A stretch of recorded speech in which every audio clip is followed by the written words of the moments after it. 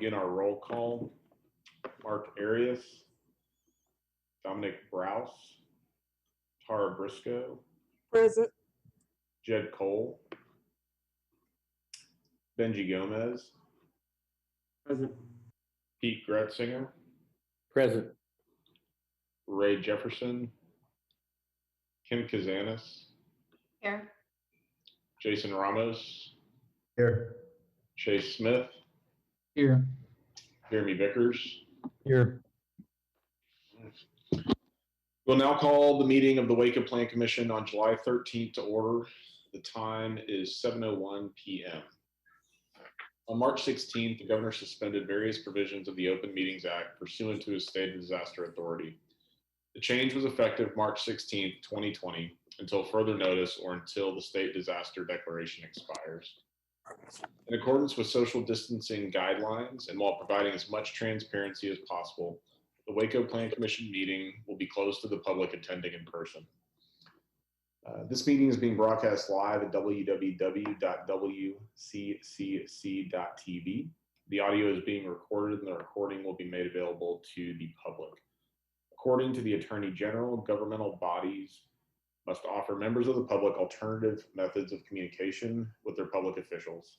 In an effort to allow for as much public input as possible, those who wish to speak by phone on public hearings were required to register with the planning staff by 12 p.m. on July 13th, 2021. We have numerous speakers registered. Each will be allowed to speak for 3 minutes during the appropriate public hearing. The first item on our agenda is approval of the minutes of our June 22nd, 2021 work session and business meeting. Are there any changes or additions to those meetings? Where are y'all going to be?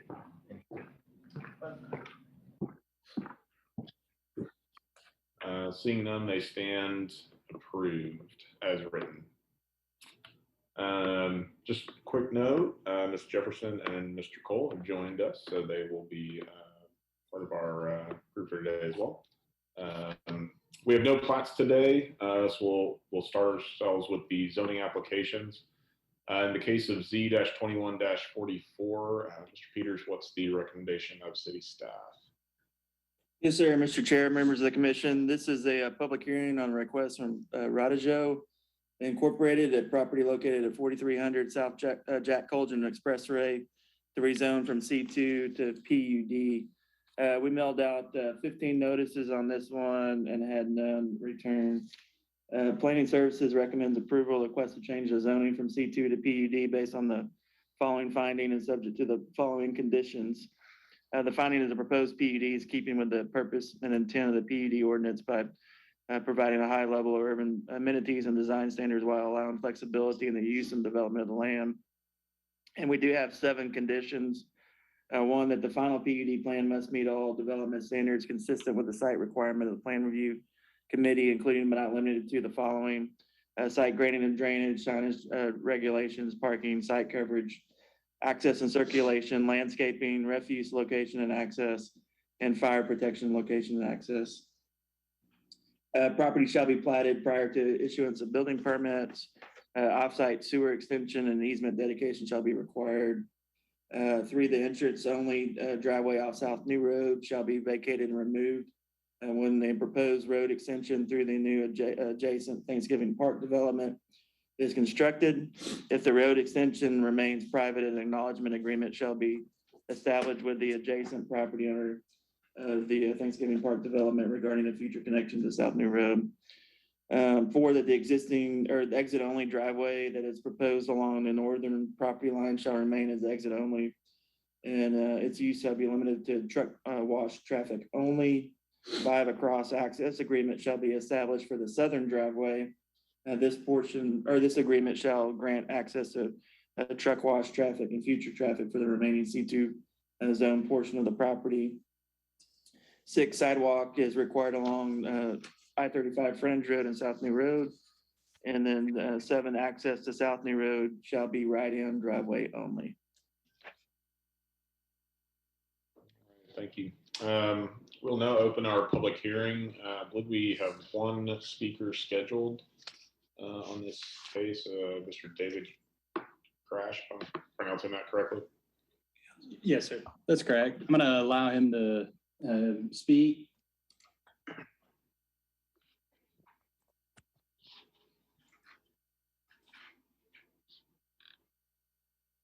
David, are you there? Can you hear us? How about now? Can you hear me now? Yep, we got you. You'll have 3 minutes. You can begin. Okay. As described in the Planning Services recommendation, I have extensive experience in the car wash business from an express standpoint.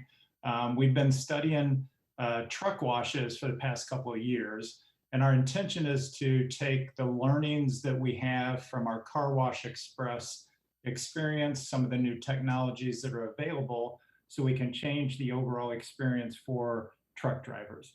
Today, it takes 30 to 45 minutes to wash your truck because truck drivers are paid when their wheels are rolling.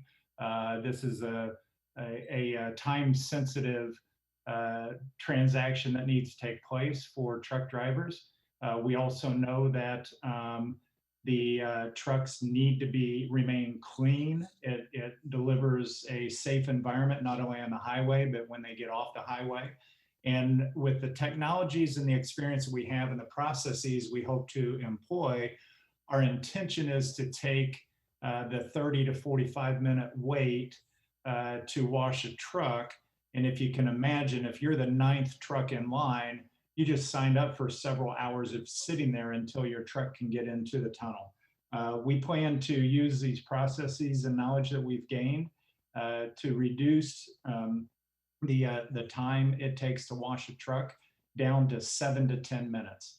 And we believe that that throughput will encourage more truck drivers to be able to come in and get their truck washed, even when maybe they're stopping for a meal or refueling and go on. Whereas today, because the amount of time required to get your truck washed, they typically wait either till the end of their shift for the day that they're regulated to drive, or at the beginning before they get started, because it's a highly regulated drive time. Are there any questions? Mr. Gress, yeah, do we have any questions for Mr. Gress?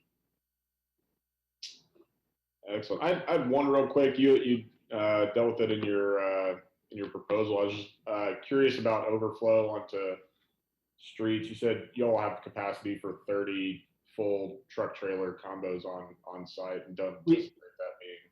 Correct. We have the ability to have up to 30 trucks in line, but we don't expect that to ever actually occur. And again, the process of being able to move the trucks through the wash process very quickly, it'll be, hopefully from our standpoint, it's a consistently moving flow. So nobody will be stopping and turning the truck off and hanging out for hours while they wait for their turn. All righty, thank you. Thank you. Thank you. All righty. Do we have any additional questions for city staff?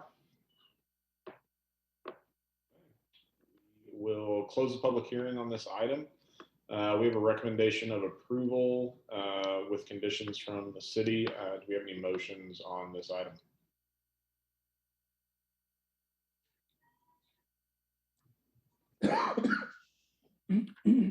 I move that we approve with conditions based on staff recommendation. I'll second it. We have a motion by Mr. Smith and a second by Reverend Briscoe.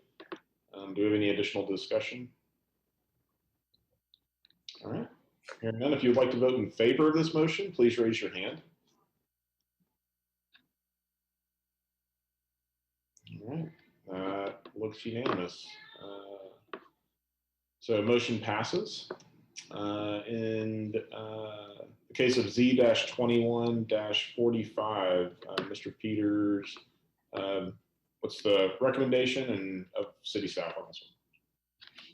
Yes, sir. This is a public hearing on request from Larry Don Caffey at property at 3301 North Highway 6 for a land use designation change from suburban residential and open space to industrial, and the rezone from R1B to M2.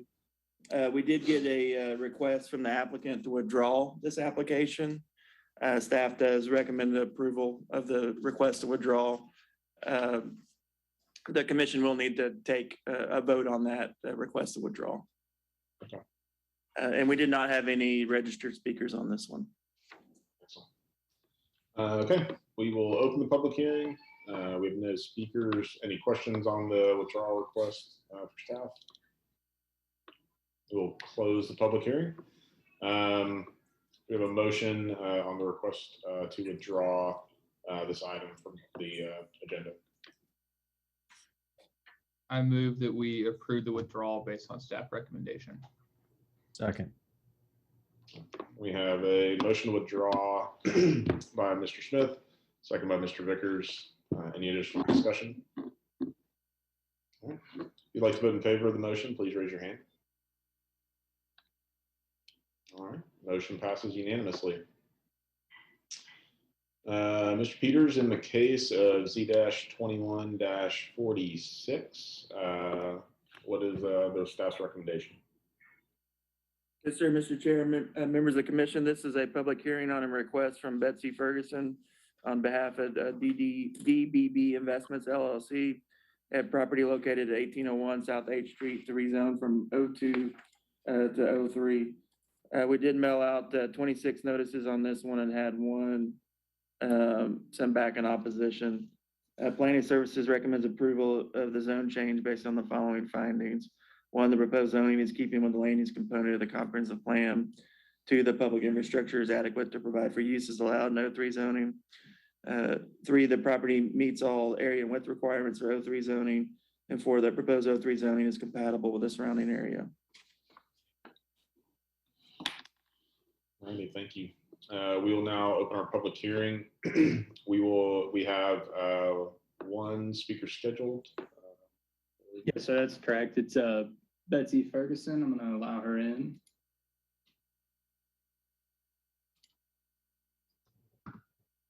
Ms. Ferguson, you have 3 minutes to speak. Great, I appreciate that. Thanks for your service tonight.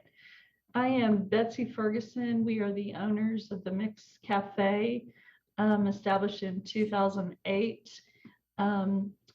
We'd like to put this well-loved Baylor approved vendor in this house that we own. DBB Investments owns at 1801 South 8th. This is best described by a common grounds experience where we would have our sandwich shop in this property. And we've done a preliminary poll with 60% of our patrons walking up for service, 15% come and go, and 25% dining in. And we think that the property address supports that behavior. Thank you, Mrs. Ferguson. Do we have any questions for the applicant? Ms. Ferguson, I have one question. What is y'all's plan for parking if you move your location to this new property? Yeah, that's a good question. There's allowable parking headed north on Bagby. There's allowable parking headed east on 8th. There will be 4 to 6 spaces on property. And I'm longtime acquaintance of Mr. Phipps, who owns 3 properties on the adjacent corners. And I would say that I would be potentially reaching out to him to see if we could rent some space because he has greatly underutilized parking in his 3 apartment complexes.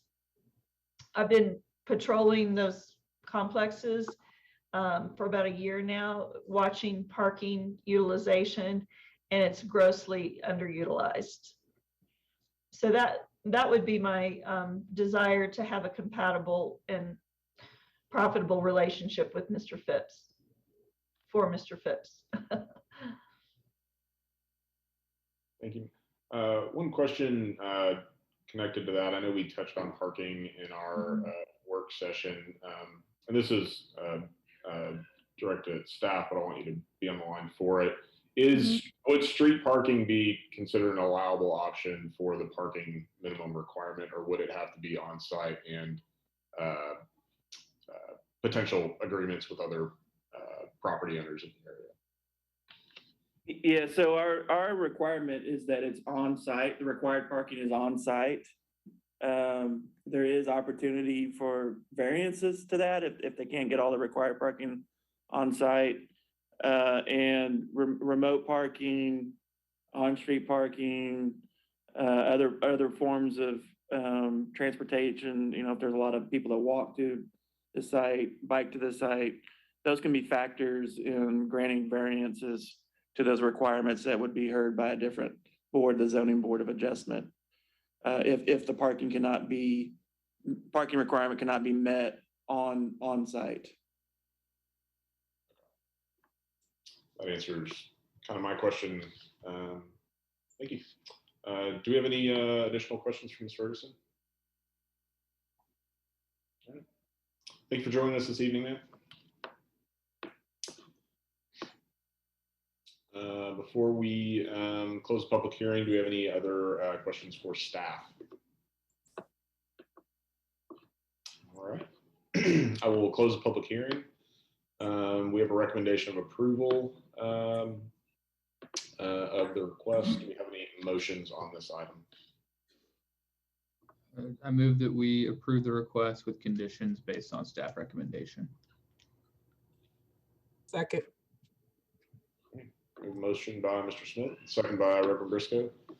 Any additional discussion? If you'd like to vote in favor of this motion, please raise your hand. Motion passes unanimously. Our final zoning case, Mr. Peters, in the case of Z-21-47, what is the recommendation of city staff?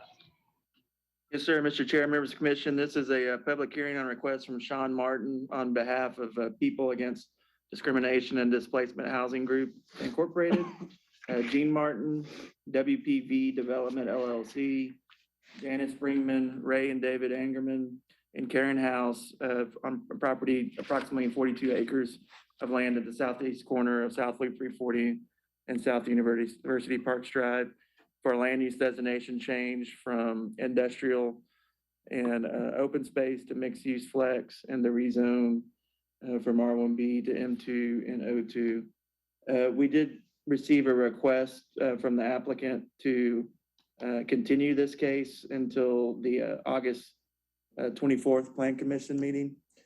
And staff does recommend approval of that continuance. Commission will need to have a public hearing and take action on that continuance. And we do not have any registered speakers. Thank you. We'll now open our public hearing. Mr. Peters mentioned we have no public speakers. Are there any questions for staff before we close the public hearing? All right. We'll close the public hearing. As Mr. Peters mentioned, the applicant has requested a continuance and staff supports this. Do we have any motions on this item? I move that we approve the continuance based on staff recommendations. Second. The motion for continuance by Mr. Smith, the second by Mr. Vickers. Any additional discussion?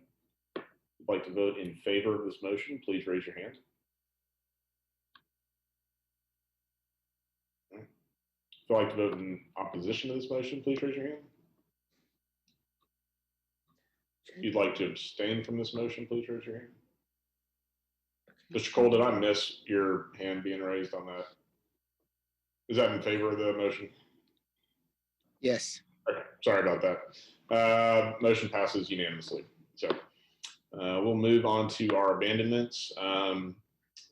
Peters, in the case of ABD -21-7, what is the recommendation of city staff? Yes, sir, Mr. Chair, members of the commission, this is a public hearing on request from Dimla Investments Ltd. For the abandonment of a portion of South 14th Street right away between Park Avenue and Interstate 35 frontage road. described as a 0.184 acre tract of land situated in the Thomas J. Chambers Survey, abstract number 7, in the city of Waco, McLennan County, Texas, and being a portion of South 14th Street. Pranthers Anita Park Addition, in addition to the city of Waco, McLennan County, Texas, according to the plat thereof recorded in volume 1791, page 225, the deed records in McLennan County, Texas. We mailed out 18 notices and had 0 return. Staff recommends approval of the abandonment based on the following findings and subject to the following conditions. Finding is that public use of the right-of-way is not required for proper flow of traffic or for emergency vehicle access to the area. That the utility access for surrounding properties is not adversely impacted by the abandonment of the right-of-way. And then in reviewing the TxDOT I-35 schematic, South 14th Street is to be removed between Park Avenue and northbound frontage road. Abandoning the section is appropriate with the expected future removal. We do have one condition, is that all existing water and wastewater easements shall be retained by the city of Waco for the abandoned right-of-way, or the utilities can be relocated at developers' expense. Okay, thank you. No, open our public hearing. I believe we have the applicant scheduled to speak. Yes, sir, that's correct. I'm gonna allow him in now. Mr. Demla, Yes, sir. you have 3 minutes to speak. You can begin. Yeah, so we were requesting the abandonment of this. We have no issues with the retainage of the water water and sewage utilities. And if come time for during redevelopment, if they're needed, we will of course take care of proper permitting and planning and zoning issues that will arise during permitting. Just looking for the abandonment. We own both parcels to the left and to the right here, joining the 2 parcels together to allow for improvement of this area physically, improving property tax values across this area as well, while also increasing the property tax revenue to the city of Waco. We appreciate the recommendation and staff's recommendation as well that we noted on the minutes that were provided. All right. Thank you, Mr. Demla. Do we have any questions for our applicant? One question I just had that looking at the map, Mr. Peters, is there any reason to, I know once construction of I-35 is completed, it'll be no longer, accessible. Is there any reason to just ask that 14th stay open until construction is completed, or is that unnecessary in y'all's view? I don't think it's necessary. There's other points of access, and it's really only providing, access to the 2 properties owned by Mr. Demla. So I don't think there's any point of keeping it open until TxDOT closes it. Sounds good. Any questions for the applicant? All right. Thank you for joining us this evening, sir. Thank you.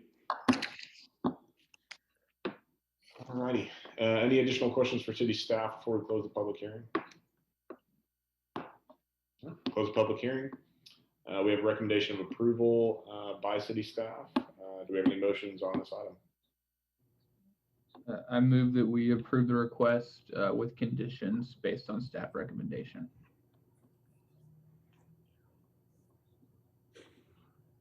Second. We have a motion by Mr. Smith and a second by Reverend Briscoe. Do we have any additional discussion on this item? All right. If you would like to vote in favor of the approval of the abandonment, please raise your hand. All righty. The motion passes unanimously. We will move on to our final item, consideration discussion of an ordinance change in regards to residential properties. So. Yes, sir. This is a public hearing to consider an ordinance amendment to Chapter 28 zoning of the Code of Ordinances for the City of Waco for the purposes of establishing residential design standards.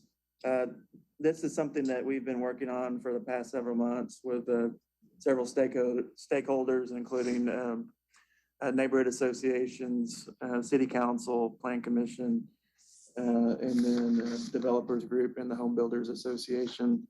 We feel like this is a good ordinance to help for future development of residential, making sure it's to the quality that we want to see in the future.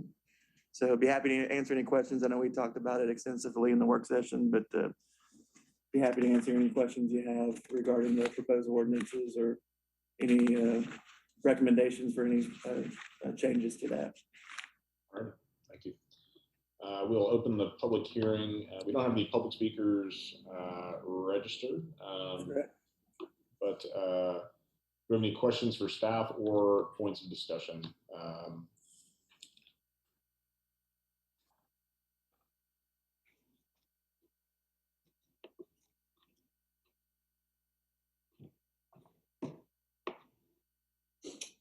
Ross, I don't know the right time to ask this, but just to clarify and make sure it's stated for the minutes, is as it's written, the staff's recommendation is that these ordinances apply to all properties regardless of zoning, but based on intended use. Correct. As written right now, that's the way it reads. Yeah.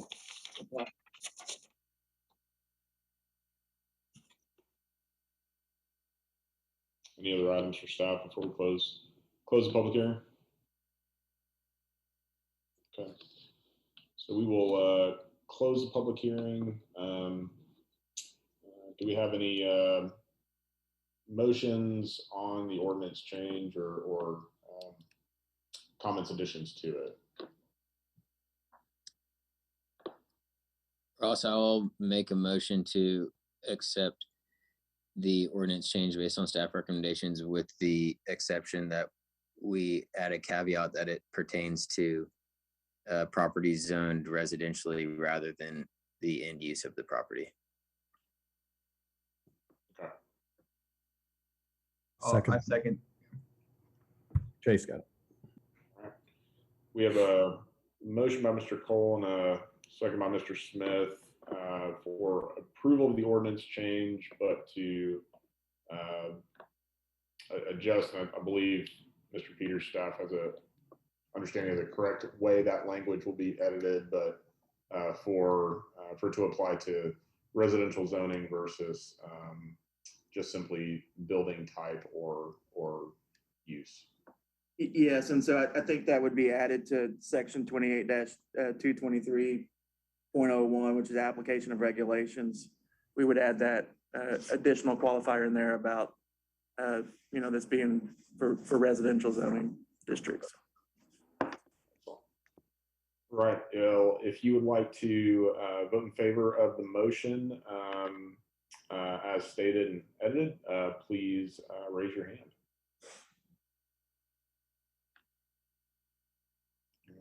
Motion passes unanimously. Mr. Peters, do we have any other items to take up this evening? That's all we have tonight. All right. Thank y'all for joining us, and meeting is adjourned. Yeah.